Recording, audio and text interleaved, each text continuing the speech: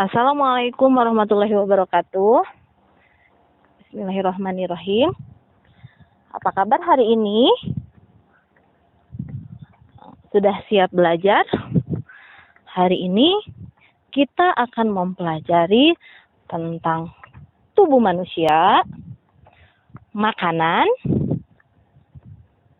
zat tambahan pada makanan, dan kesehatan. Oke, siap belajar. Yang pertama adalah tubuh manusia. Apa itu manusia? Ada yang tahu? Ya, manusia adalah makhluk ciptaan Allah selain tumbuhan dan hewan. Manusia memiliki jasmani dan rohani. Jasmani atau jasad atau tubuh manusia terdiri dari beberapa bagian. Di antaranya kepala, badan, tangan, kaki, dan sistem-sistem organ yang ada di dalam tubuh manusia. Beberapa sistem yang ada di dalam tubuh manusia antara lain sistem pencernaan, sistem peredaran darah, sistem metabolisme, sistem pernapasan, dan sistem reproduksi. Sistem pencernaan. Sistem pencernaan adalah proses yang dilakukan oleh sistem organ pencernaan untuk mengolah makanan agar dapat diserap nutrisinya oleh tubuh dan diubah menjadi energi. Sistem organ pencernaan terdiri dari organ-organ yang memiliki peranannya masing-masing dalam mengolah makanan. Yang pertama adalah mulut, di mana di dalam mulut terjadi proses pengunyahan yang dilakukan oleh gigi dan dibantu oleh lidah. Kemudian makanan masuk ke dalam tenggorokan dan kerongkongan, di mana di sana terjadi gerakan peristaltik. Kemudian makanan masuk ke lambung, di mana otot atas lambung berelaksasi agar makanan bisa masuk, sedangkan otot bawah lambung mencampur makanan dengan zat pencernaan yang disebut enzim. Kemudian makanan masuk ke dalam usus halus dan usus besar. Dalam kedua usus tersebut terjadi gerakan peristaltik, di mana di sana terjadi proses pemerasan zat makanan menjadi sari-sari makanan dan sisa dari makanan tersebut. Kemudian sisa dari makanan tersebut masuk ke dalam anus dan dibuang sebagai feses. Kemudian sistem pernapasan. Sistem pernapasan pada manusia adalah sekumpulan organ yang terlibat di dalam proses pertukaran oksigen dan karbon dioksida di dalam darah.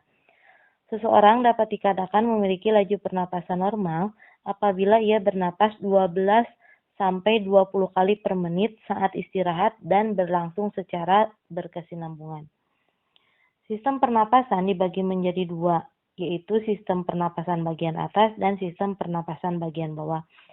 Sistem pernapasan bagian atas melibatkan rongga hidung, sinus, taring, dan laring. Pada rongga hidung, udara yang masuk akan disaring oleh selaput rendir dan rambut halus agar partikel debu dan kotoran tidak ikut masuk ke dalam udara yang masuk ke dalam hidung. Kemudian di dalam sinus yaitu rongga yang berisi udara di sepanjang sisi hidung yang berperan untuk mengatur suhu dan kelembaban udara yang dihirup. Kemudian udara masuk ke paring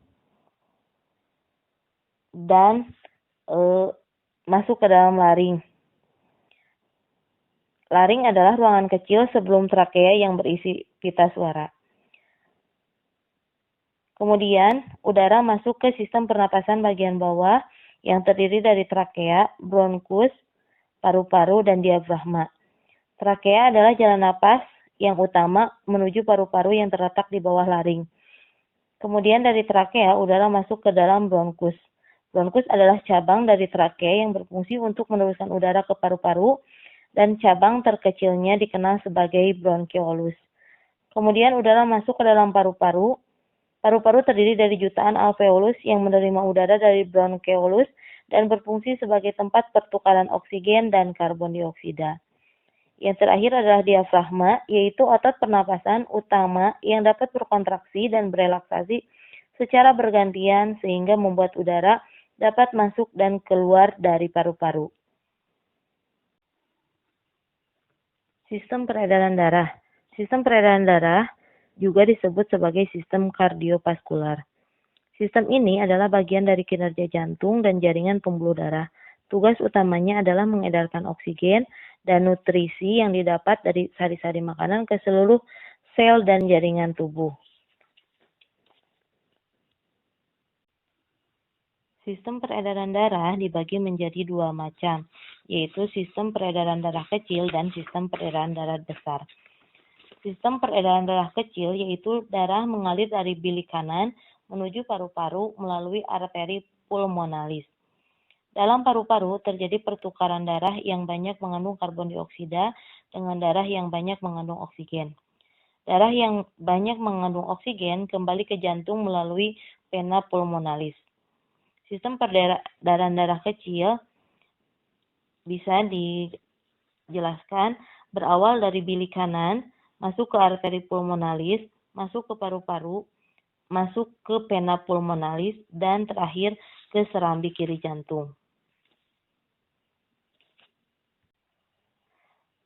Sedangkan sistem peredaran darah besar, yaitu darah yang banyak mengandung oksigen, akan mengalir dari bilik kiri ke seluruh tubuh kecuali paru-paru melalui arteri besar atau aorta. Selanjutnya, terjadi pertukaran darah yang banyak mengandung oksigen dengan darah yang banyak mengandung karbon dioksida di seluruh tubuh. Darah yang banyak mengandung karbon dioksida kembali ke jantung melalui vena ke serambi kanan. Sistem peredaran darah besar bisa dikatakan sebagai berikut. Darah masuk ke bilik kiri menuju aorta, kemudian ke arteri, kemudian ke seluruh tubuh, kemudian kembali ke vena, dan kembali ke serambi kanan. Selanjutnya, sistem metabolisme. Metabolisme adalah proses pengolahan zat gizi dari makanan yang telah diserap oleh tubuh untuk diubah menjadi energi. Energi selanjutnya digunakan dalam segala fungsi tubuh, dari bernapas, berpikir, bertumbuh, berlari, berjalan, hingga tiap gerakan yang dilakukan dalam aktivitas kita sehari-hari. Metabolisme ada dua jenis, yaitu katabolisme dan anabolisme. Ada beberapa faktor yang mempengaruhi laju metabolisme. Hal-hal tersebut antara lain ukuran dan komposisi tubuh, di mana laju metabolisme orang-orang yang berotot atau bertubuh besar lebih cepat karena mereka membutuhkan banyak energi. Sedangkan mereka yang memiliki tubuh yang lebih kecil, maka sistem metabolismenya akan cenderung lebih lambat karena mereka kurang membutuhkan banyak energi. Hal yang kedua yang mempengaruhi laju metabolisme adalah jenis kelamin. Pada laki-laki biasanya memiliki massa otot yang lebih besar dibandingkan wanita, sehingga pembakaran energi pada laki-laki lebih cepat dibandingkan wanita. Hal yang ketiga adalah usia. Massa otot berkurang seiring bertambahnya usia. Hal ini menyebabkan laju pembakaran energi juga menurun. Sehingga bisa dikatakan bahwa orang-orang dengan usia yang lebih lanjut akan memiliki sistem metabolisme yang lebih kecil atau lebih lambat. Kemudian, hal yang mempengaruhi laju metabolisme adalah kondisi medis tertentu. Ada beberapa orang yang mungkin mempunyai kondisi medis yang mempengaruhi laju metabolismenya. Seperti pada halnya orang-orang dengan hipotiroidisme atau hipertiroidisme. Sistem yang selanjutnya adalah sistem reproduksi. Sistem reproduksi pada manusia yaitu adalah sistem yang berbeda struktur dan fungsinya pada pria dan wanita. Sistem reproduksi adalah kumpulan organ internal dan eksternal yang bekerja bersama untuk tujuan prokreasi. Reproduksi adalah salah satu ciri dari sekian banyak ciri makhluk hidup. Ini adalah proses saat makhluk hidup bisa menghasilkan keturunan dengan tujuan supaya tetap dapat mempertahankan kelangsungan hidupnya. Hal selanjutnya yang akan kita pelajari adalah makanan. Apa itu makanan?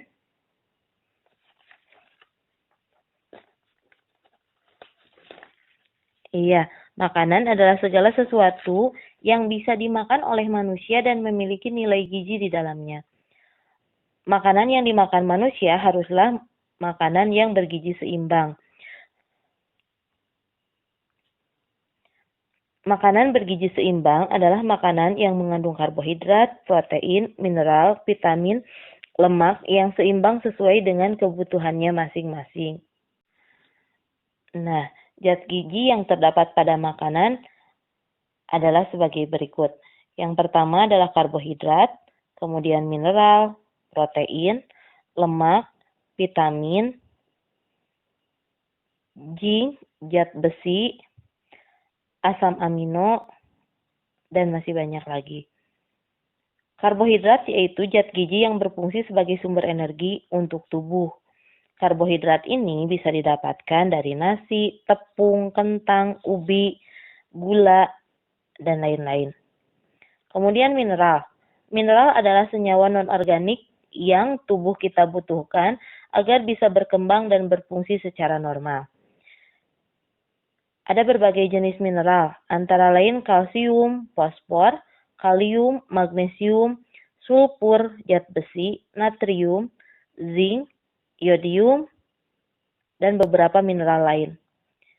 Mineral ini bisa didapat dari berbagai sayuran, garam, telur, keju, dan bahan makanan lain. Zat gizi selanjutnya adalah protein. Protein merupakan satu dari 3 jenis zat gizi makro yang dibutuhkan oleh tubuh. Zat gizi ini terdiri dari beberapa unsur kimia seperti karbon, hidrogen, oksigen, dan nitrogen. Unsur lain seperti fosfor dan sulfur pun terkadang ikut andil dalam proses pembentukan protein. Protein ini dibagi menjadi 2 macam, yaitu protein nabati dan protein hewani. Protein nabati didapat dari kacang-kacangan, sedangkan protein hewani didapat dari berbagai hewan seperti dari telur, ikan, daging, baik daging ayam, daging sapi, daging kambing, dan selanjutnya. Kemudian, zat gizi selanjutnya adalah lemak. Lemak merupakan salah satu nutrisi yang dibutuhkan oleh tubuh sebagaimana protein dan karbohidrat. Dan lemak ini bisa didapatkan dari susu, dari minyak, dari keju, dan lain sebagainya. Kemudian vitamin. Vitamin adalah sekelompok senyawa organik berbobot molekul kecil yang memiliki fungsi vital dalam metabolisme setiap organisme. Vitamin ini tidak dapat dihasilkan oleh tubuh. Ada beberapa macam vitamin seperti vitamin A, vitamin B, vitamin C, vitamin D, vitamin E, dan vitamin K. Vitamin-vitamin ini memiliki fungsi masing-masing untuk tubuh kita. Dan vitamin ini dapat kita dapatkan dari makanan-makanan seperti sayur-sayuran, buah-buahan, susu, telur, dan bahkan sinar matahari. Zat gizi selanjutnya adalah zinc. Zinc termasuk salah satu mineral yang memainkan banyak peran penting di dalam tubuh. Namun sayangnya tubuh kita tidak bisa memproduksi mineral zinc ini. Kemudian mineral selanjutnya adalah zat besi. Zat besi merupakan mineral yang berperan penting dalam pembentukan hemoglobin dalam darah. Hemoglobin sendiri adalah protein yang membawa oksigen dari paru-paru ke seluruh tubuh. Materi selanjutnya adalah zat tambahan pada makanan. Zat tambahan pada makanan atau biasa juga disebut zat aditif pada makanan ini berguna untuk menjaga makanan agar tetap segar dan tahan lama, serta meningkatkan cita rasa dan memperindah tampilannya. Zat aditif umumnya aman digunakan, tetapi ada beberapa jenis zat aditif yang diduga dapat menimbulkan efek samping bagi kesehatan. Zat aditif pada makanan adalah semua bahan yang ditambahkan dan dicampurkan ke dalam produk makanan dan minuman selama proses pengolahan, penyimpanan, dan pengemasan. Di Indonesia, zat aditif pada makanan disebut dengan istilah bahan tambahan pangan atau BTP. Dan zat tambahan makanan ini biasanya banyak ditemui dalam makanan-makanan kemasan, seperti minuman kemasan, makanan ringan kemasan, mie instan, dan produk-produk yang lainnya. Lalu apa zat tambahan makanan yang biasa digunakan? Zat tambahan makanan yang biasa digunakan antara lain yang sangat familiar dengan kita adalah monosodium glutamat atau MSG. Kemudian ada aspartam, yaitu pemanis buatan, ada natrium benzoat, ada natrium bikarbonat, garam, BHA, dan BHQ. Materi terakhir yang akan dipelajari hari ini adalah tentang kesehatan. Kesehatan adalah keadaan sejahtera seseorang dari badan, jiwa, dan sosial yang memungkinkan setiap orang hidup produktif secara sosial dan ekonomis. Pemeliharaan kesehatan adalah upaya penanggulangan dan pencegahan gangguan kesehatan yang memerlukan pemeriksaan, pengobatan, dan atau perawatan. Ada beberapa cara yang bisa digunakan untuk memelihara kesehatan tubuh. Yang pertama adalah dengan mengkonsumsi makanan-makanan yang bergizi. Makanan yang bergizi tadi itu makanan yang mengandung zat gizi yang seimbang. Kemudian hal kedua yang bisa dilakukan adalah dengan melakukan tidur yang cukup. Tidak terlalu malam dan juga tidak terlalu sore ketika kita tidur. Kemudian hal yang bisa dilakukan selanjutnya adalah berteman dengan orang-orang yang membuat kita nyaman berada di sekitar mereka. Karena dengan keadaan tersebut, insya Allah kita akan tetap merasakan sehat karena kita tidak stres berteman dengan orang-orang yang membuat kita nyaman. Hal selanjutnya adalah menghindari penggunaan media sosial secara berlebihan. Karena penggunaan media sosial secara berlebihan kadangkala membuat kita menjadi stres. Misalnya, ketika kita membaca sebuah berita di media sosial yang membuat kita marah, maka keadaan tersebut akan merusak kesehatan kita. Selain itu, berolahraga yang secara teratur dan cukup akan meningkatkan kesehatan diri kita. Kemudian, menghindari kebiasaan merokok adalah hal yang sangat penting untuk menjaga kesehatan tubuh kita. Dan yang terakhir, memperbanyak minum air putih, setidaknya 2 liter per hari untuk menjaga tubuh tetap terhidrasi.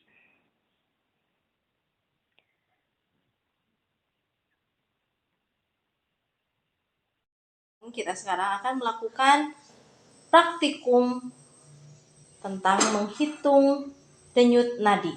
Nah, dalam keadaan diam, biasanya denyut nadi itu lebih lambat dibandingkan dengan keadaan setelah kita lelah bekerja. Kita hitung dalam keadaan diam, denyut nadinya adalah seperti berikut.